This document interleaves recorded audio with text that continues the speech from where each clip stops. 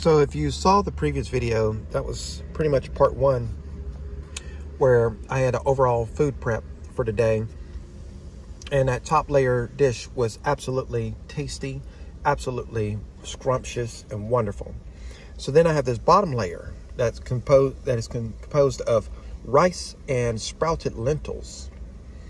So I took the rice out and drained the water while it was still hot. While that rice was still hot, put it in this bowl, right? And then I put in a clump of coconut oil, right? A clump of coconut oil, and stirred it up. And then I stirred in these lentils. See, the trick here is that you want the lentils to get a little bit of heat to activate their nutrients, but not so much heat that you destroy their nutrients. It's a fine balance. And then you want to eat this last. So if you're going to have a combo meal where you have some grains, right? You want healthy grains. And this is a wild rice mix from Luden's, I believe is the brand. They're pretty much the only brand of rice that I trust.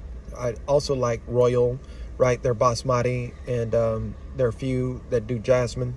But this particular mix, you have a low amount of, issues when we're talking about arsenic levels in rice that's produced in Western countries and that sort of thing. So anyway, but having this mixture here, you want to eat your grains last, because the way the digestive system works, you want your beneficial nutrients to get first dibs on the process of digestion, and you want to minimize disruption to that process.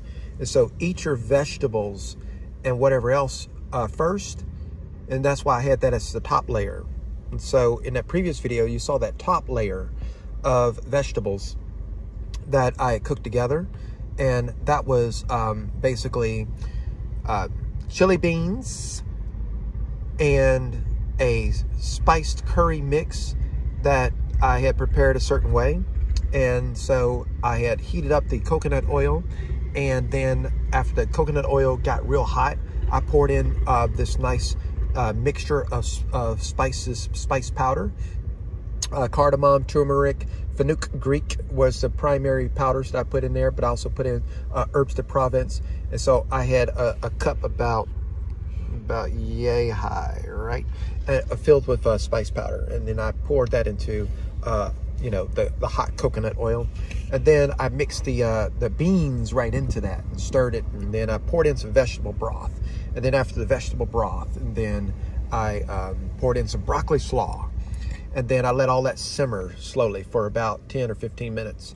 And then once that was done, I did all of that simmering on low heat, medium low heat. And then after that was done, I went through and I basically took some broccoli florets and set them on top.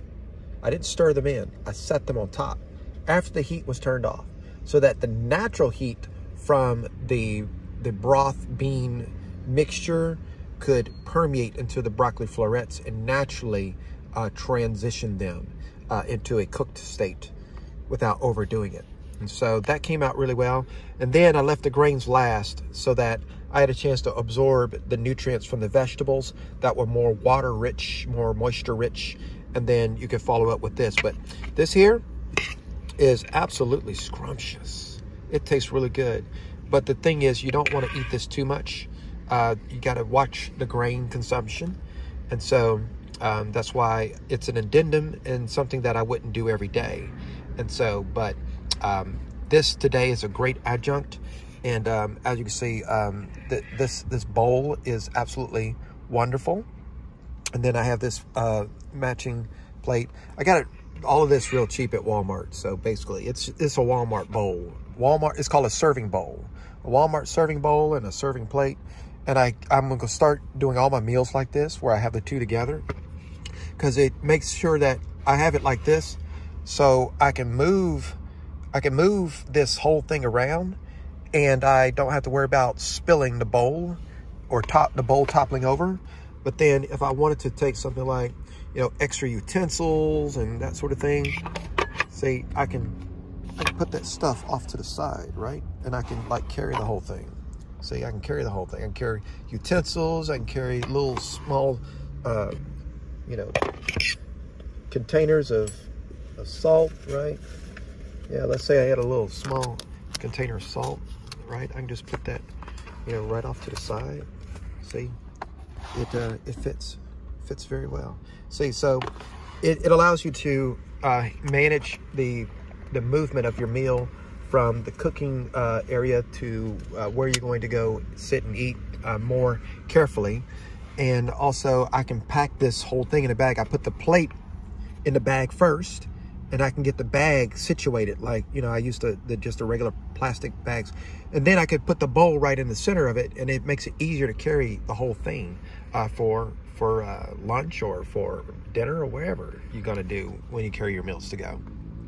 So that's the basics of this whole setup. And so, yeah, part one is just a quick snapshot of what this all was. And then this is part two, is a more further description of the new configuration and some considerations about grains. So thank you for tuning in, and I hope you find this well.